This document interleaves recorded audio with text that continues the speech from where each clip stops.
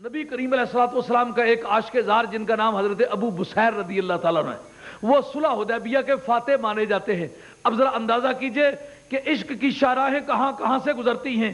عشق ضروری نہیں کہ وہ کتاب پڑھنے لگ جائے، عشق ضروری نہیں کہ وہ مدرسہ کھول لے، عشق یہ ضروری نہیں کہ وہ صرف نمازیں پڑھنے لگ جائے۔ عشق دیکھتا ہے معشوق جس بات سے راضی ہوتا ہے خواہ کچھ ہے، ہاں اس کو رضائے یار مطلوب ہوتی ہے۔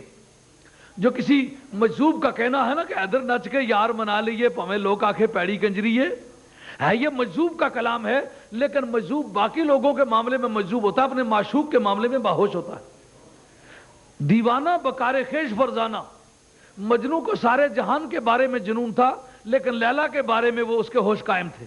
لیلا کو پہچانتا بھی تھا، لیلا کی ضرورتوں کو بھی سمجھتا تھا، لیلا کی آنکھوں کی بناوٹ بھی اسے یاد تھی۔ جب ہرن کو پکڑ کے چلے تو کہتا ہے اس کی آنکھیں لیلا کی طرح لگتی، اس کو چھوڑ دو۔ ہاں ساری دنیا کے حالات سے بے خبر ہے، لیکن لیلا سے بے خبر نہیں۔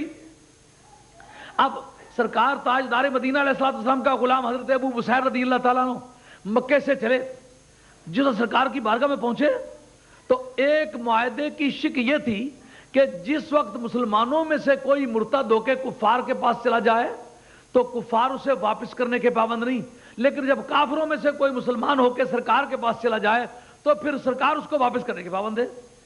حسب وعدہ سرکار پابند تھے واپس کرنے کے۔ کفار مکہ آ گئے کہ یہ ہمارا آدمی ہمیں واپس کرو۔ حضرت ابو بصیر رضی اللہ تعالیٰ عنہ کہتے ہیں یا رسول اللہ بڑی محنت سے آیا ہوں، مہربانی کر کے مجھے مت بھیجیے گا۔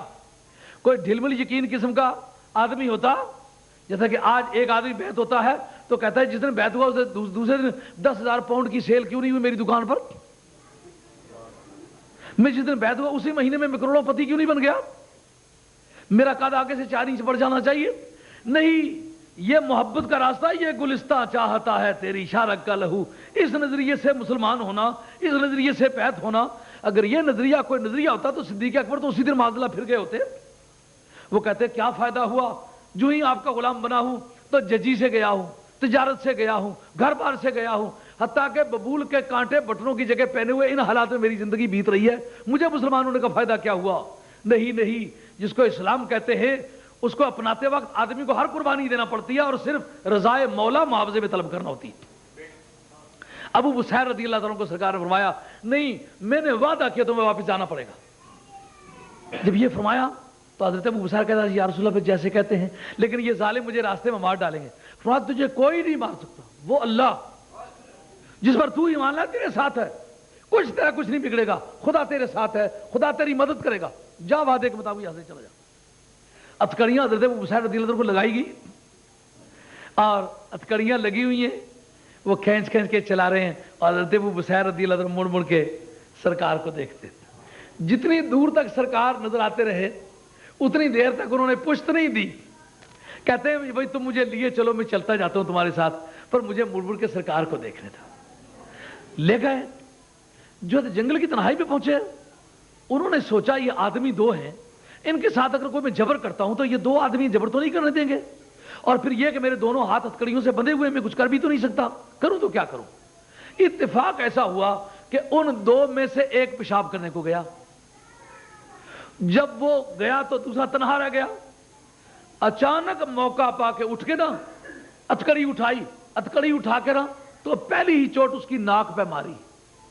اندازہ کیجئے آج جوڈو کراٹے کا فن بڑے عروج پہ جا رہا ہے، نبی پاک علیہ السلام کے غلام کیسے ماہرین فن تھے، سمجھ گئے کہ کہاں اس کو ماروں تو کیا نتیجہ نکل سکتا ہے۔ ہتھکڑی اٹھا کے پورے دونوں ہاتھوں کی قوت سے اس کی ناک پہ جو ماری، بے ہوش ہو کر کے گر پڑا، بس پھر اٹھنے نہیں دیا، ٹھڈوں سے اس کا خاتمہ کر دیا۔ اب دوسرا پیشاب بیٹھنے کو گیا ہوا تھا، بھی وہ فارغ ہو کے واپس نہیں لوٹا اور لمحے بھر میں اس کا خاتمہ کر دیا۔ ہتھکڑی سمیت اس کی طرف دوڑے کہ اس کو اگر میں حملہ کرنے کا موقع دوں تو سنبھل جائے گا، میں دوڑ کے جاؤں تو ہیبت اس پر طاری ہو جائے گی۔ آگے دوڑا اور دوڑتے دوڑتے اس کو کچھ مارا، لیکن ہاتھ کھلے ہوئے نہ ہو تو آدمی تیزی سے دوڑ نہیں سکتا۔ آپ نے دیکھا ہوگا آدمی دوڑتا ہے تو ہاتھ ہلاتا ہے، تو جس طرح وہ پتوار چلتی ہے تو کشتی چلتی ہے، اس طرح آدمی دوڑ کر ہوا میں کچھ پریشر پیدا کرتا ہے جس سے اس کا دوڑنا آسان ہو جاتا ہے۔ وہ بھاگ تو گیا، لیکن کسی لوہار کے پاس جا کے انہوں نے اپنی ہتھکڑی کٹوائی۔ ہتھکڑی کٹوانے کے بعد سیرت ابن ہشام میں لکھا ہے کہ حضرت ابو بصیر رضی اللہ تعالیٰ عنہ فاتح صلح حدیبیہ تسلیم ہوتے. صلح حدیبیہ کا معاہدہ مسلمانوں کے لیے انتہائی خطرناک تھا. یہ گئے اور جا کر کے لوہار سے ہتھکڑی کٹوائی, کٹوانے کے بعد آزاد ہو گئے. اب جناب جدھر جدھر کافروں کی بکریاں چرتی پھرتی نظر آئیں, پکڑ کے ذبح کر کے کاٹ کاٹ کے کھانی شروع کر دی. انہوں نے کہا انہوں نے جملہ خلاف ورزیاں کی ہیں, خدا کی بارگاہ میں تو ہم اس معاہدے کے آپ پابند نہیں ہیں, جو چیز ہماری ان کے ہاتھ لگتی ہے وہ کھا جاتے ہیں, اس لیے مباح ہے ان کی کوئی چیز لے کے کھا لینا. اب دونوں ساحلوں پر انہوں نے راستے بند کر لیے. جا جا کے چوٹی چوٹی کے صحابہ جو مختلف مقامات پر لوگوں کے گرفتاری میں تھے ان کو آزاد کر کے لے آئے. رات کے وقت جائیں, دروازہ کھٹکھٹائے, کون ہے؟ ابو بصیر ہوں. وہ کس لیے آیا ہے؟ تو میرے آکرانے کے لیے آیا ہوں. رات کو دیواریں توڑ کے, دروازے توڑ کے, زنجیریں توڑ کے ایک بڑی جمعیت انہوں نے لا کر کے جنگل میں اکٹھی کر لی, پوری گینگ بن گئی. اب جدھر جدھر کافروں کی آمد و رفت ہے جناب ادھر ڈکیتیاں کرنی شروع کر دی. ظاہری ڈکیتیاں ہیں پر حیدر نچ کے یار منا لیے پمیں لوگ آ کے پیڑی کنجری ہے.